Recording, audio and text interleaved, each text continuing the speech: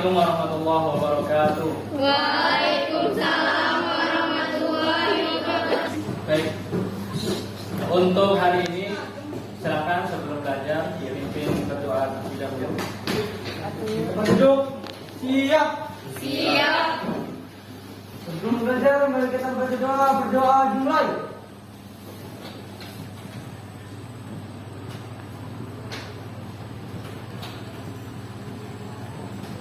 Berdoa selesai. Memberi salam.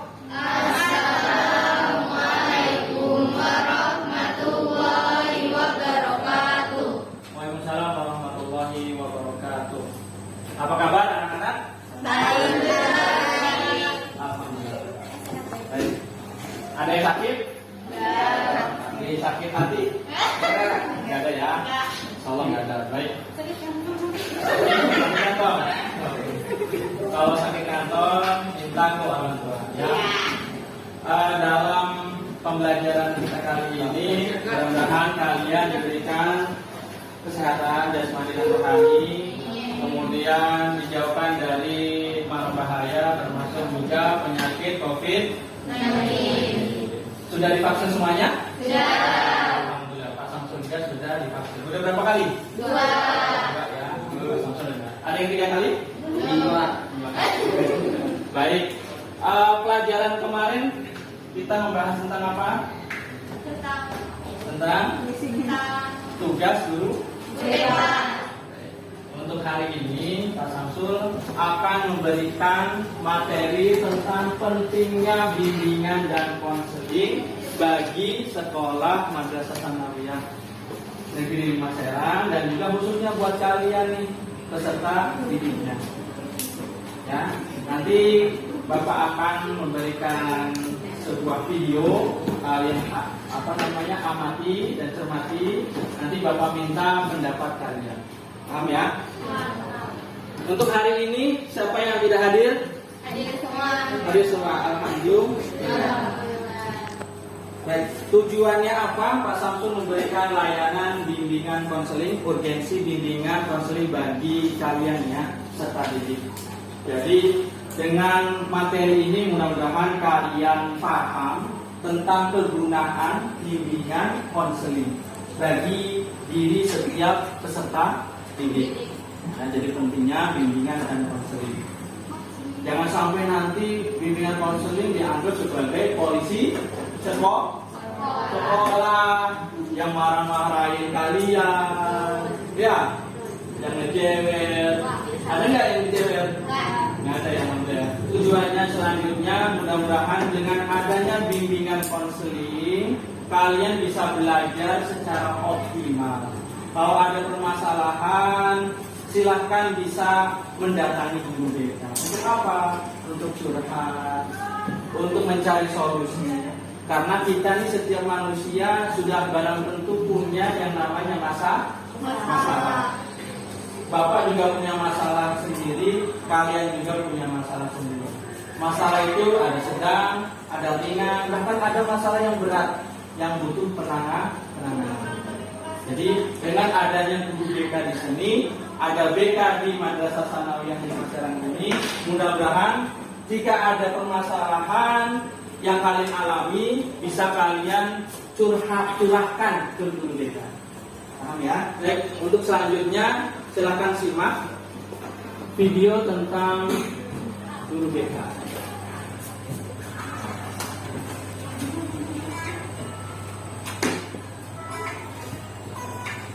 Dengar nggak suaranya? Kecil. Bentar ya.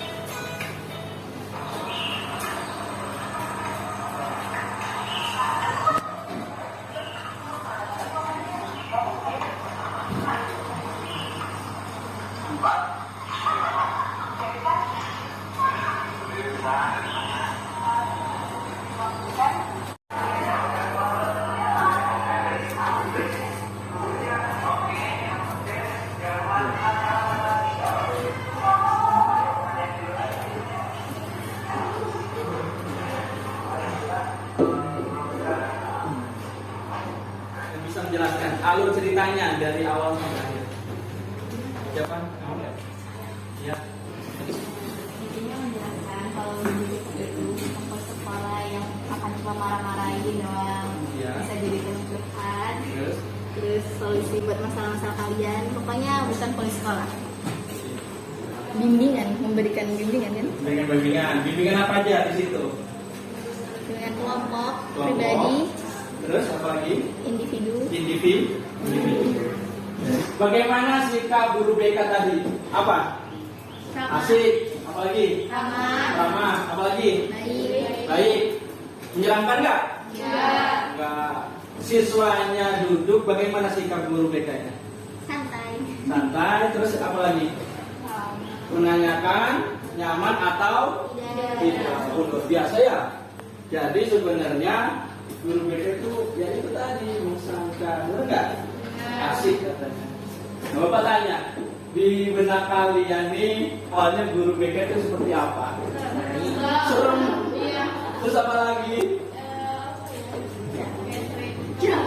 Jahat. Apa lagi? Suka apa? Marah-marah. Baik, kita masuk ke materi. Tadi sudah videonya. Nah, sekarang Bapak konseling itu. Ada yang tahu bimbingan konseling itu apa? Urgensi, apa itu urgensi? Urgensi itu pentingnya mata pelajaran bimbingan konseling. Pengertian bimbingan konseling. Jadi bisa dilihat bimbingan dan konseling adalah suatu bantuan yang diberikan oleh konselor kepada konseling. Konselor itu siapa? Pak Guru BK. Konseling itu siapa? Setiap siswa. Nanti konselingnya bisa secara individu, satu persatu siswanya, atau juga kelompok beberapa. Bisa kelompoknya ada perempuannya, ada laki-lakinya, atau mungkin kelompok laki semua nih, ada perempuan semua nih, begitu. Ya. Jadi suatu bantuan yang diberikan oleh konselor kepada konseli agar konseli mampu menyelesaikan masalah yang dihadapi dan mampu mengembangkan potensi yang dimiliki. Jadi di awal kan Bapak sudah menjelaskan bahwa kita ini punya masalah masing-masing. Jadi kita punya masalah masing-masing. Terkadang juga kita nih bingung mau menyelesaikan masalah itu bagaimana. Benar nggak? Kadang kita tuh merasakannya yang dirasakan itu cuma deritanya doang, penyebab dari masalah itu doang. Stres, kecewa, sedih, murung, ya kan? Tidak mencari solusi. Nah, Bapak tanya nih, kira-kira kalian kalau ada masalah biasanya bisa nggak ambil keputusan sendiri, mencari solusi sendiri? Bisa nggak? Enggak. Ada yang bisa, ada yang enggak. Tergantung masalahnya. Kalau masalahnya masih ringan-ringan doang, masih bisa lah. Tapi sudah berat, repot. Ya, pusing, makanya udah stres, ya kan? Bingung, ya kan? Buru-buru mau nyari solusi. Nah, Bapak tanya lagi, pernahkah ketika kalian punya masalah, kamu pernah curhat sama seseorang? Siapa yang sudah pernah? Ya, masalah itu jangan ditunda, nantinya numpuk, tidur nggak enak, nggak nyenyak, kepikiran terus gitu ya. Kalau seandainya kalian punya masalah, minimal kalian mencurahkan kepada seseorang itu sudah meringankan beban kalian. Ada nggak yang merasakan seperti itu? Kalau sudah curhat tuh rasanya gimana? Gempol gitu ya. Sedikit menenangkan, benar nggak? Benar nggak? Benar ya. Seperti itu ya. Jadi kalau ada masalah yang harus diselesaikan. Paham? Layanan bimbingan konseling adalah upaya sistematis, objektif, logis, dan berkelanjutan serta terprogram yang dilakukan oleh konselor atau guru BK. Ya, untuk apa? Memfasilitasi perkembangan peserta didik untuk mencapai kemandirian dalam mewujudkan kemampuan memahami, menerima, mengarahkan, mengambil keputusan, kemudian merealisasikan diri secara bertanggung jawab, sehingga mencapai kebahagiaan dan kesejahteraan dalam hidupnya. Jadi kalian ini perlu berkembang. Jadi kalian sebenarnya punya potensi, punya kemampuan, punya kekuatan untuk menyelesaikan masalahnya. Tapi terkadang kita buntu nih, mau nyari solusinya bagaimana. Nah, ada yang tahu fungsi dan tujuannya? Sebelumnya fungsi dan tujuan BK apa fungsinya? Ayo. Untuk meredah, mempermudah masalah. Ada lagi fungsinya Mencari solusi. mencari solusi. Apa lagi? Tempat curhat. Tempat curhat. Fungsi guru BK tempat curhat ya. Oke, kita lihat fungsi dan tujuan bimbingan dan konseling. Jadi fungsinya pertama pemahaman. Jadi konselor atau guru BK memberikan pemahaman terhadap konseling. Kemudian fungsinya fasilitas, memfasilitasi siswanya dalam menyelesaikan masalahnya. Kemudian apa lagi?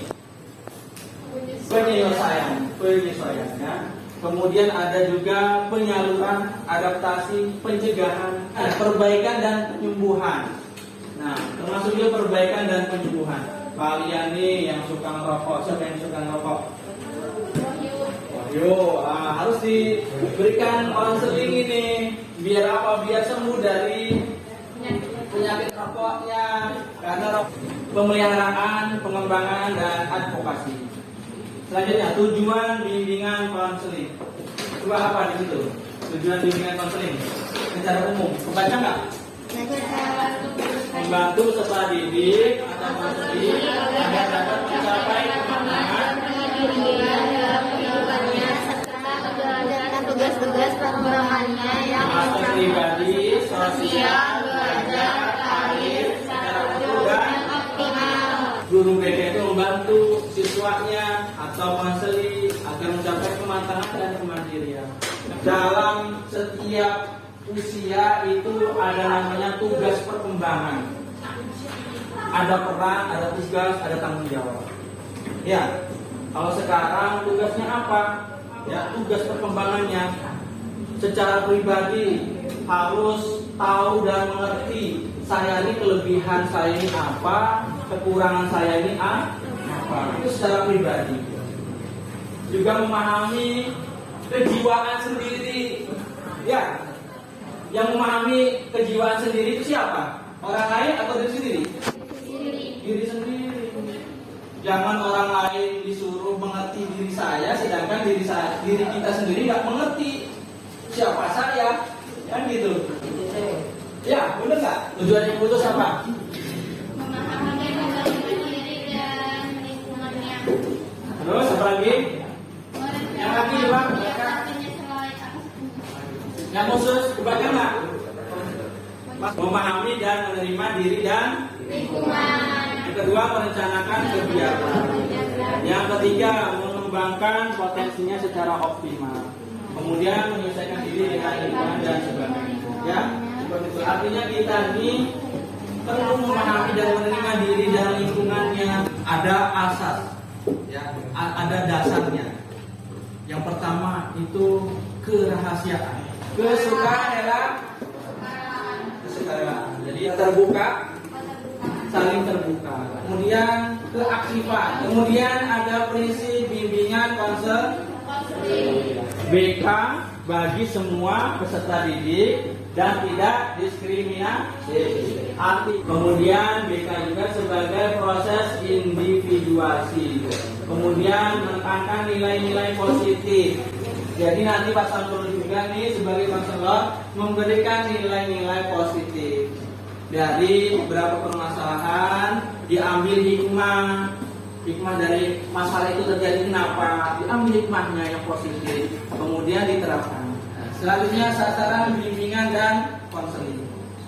Pertama sasarannya pengembangan dan pemecahan masalah individual dan yang kedua pendidikan. Yang ketiga Ini bidang layanannya. Tadi yang sudah disebutkan, bidang layanan BK itu pribadi, sosial, karir, dan belajar. Nah, terakhir, ini urgensi pentingnya bimbingan konseling untuk sekolah. BK itu sebagai salah satu wujud kelengkapan sekolah sebagai lembaga pendidikan pada umumnya. Yang kedua, sebagai sarana untuk membantu dalam mengklarifikasi data siswa dari segi moral, minat, dan bakat. Selanjutnya, bagi siswa apa? Yang membantu peserta didik dalam menemukan potensi bakat dan minat. Kemudian memberikan arahan kepada peserta didik yang nantinya tertuju pada perbaikan moral. Memberikan ruang terhadap peserta didik untuk mengkonsultasikan segala sesuatu yang menjadi problematika di dalam bidang akademik maupun yang terakhir, menerima segala keluh kesah peserta didik, dengan kata lain sebagai orang tua peserta ketika di sekolah. Guru BK ini ataupun program BK ini sangatlah penting untuk siapa? Untuk siswa. Baik, Bapak kasih waktu bertanya. Silakan salah satu, yang laki satu, yang perempuan satu. Kenapa kita harus ngerti BK itu apa segala macam? Oh gitu. Karena ada manfaat di balik memahami bimbingan. Bagaimana? Ada lagi? Ada? Bapak minta kalian berikan kesimpulan dari apa yang Bapak sampaikan tadi. Ya, ayo. Kesimpulannya? Kesimpulannya bahwa apa? Guru BK itu Tidak menakutkan. baik. Apalagi? Ramah. Apalagi guru BK itu Menyenangkan. asik. Kemudian guru BK itu membantu siswanya, ya enggak? Ya. Guru BK itu atau BK itu di sekolah itu penting karena untuk memfasilitasi siswanya yang bermasalah ataupun nggak punya masalah juga untuk meningkatkan, mengoptimalkan kemampuan Diri. Sebelum kita berakhir, Bapak minta kalian mengisi instrumen penilaian hasil, ya.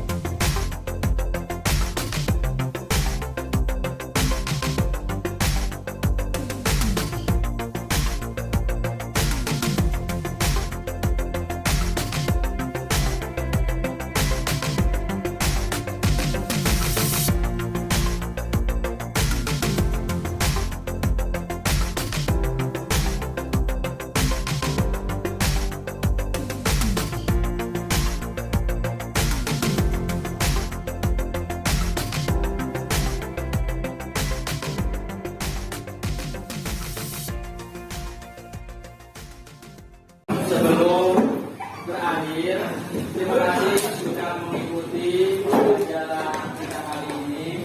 Mudah-mudahan ada manfaatnya. Terima kasih sudah memberikan penilaian kalian. Ya, mudah-mudahan pemahaman dari pentingnya bimbingan konseling kalian dapat pahami ya. Jadi kalau ada program BK, kalian bisa gunakan, dimanfaatkan sebaik-baik. Untuk siapa? Untuk diri sendiri. Nah, ayo dipimpin doa. Siap. Siap. Kita berdoa dimulai.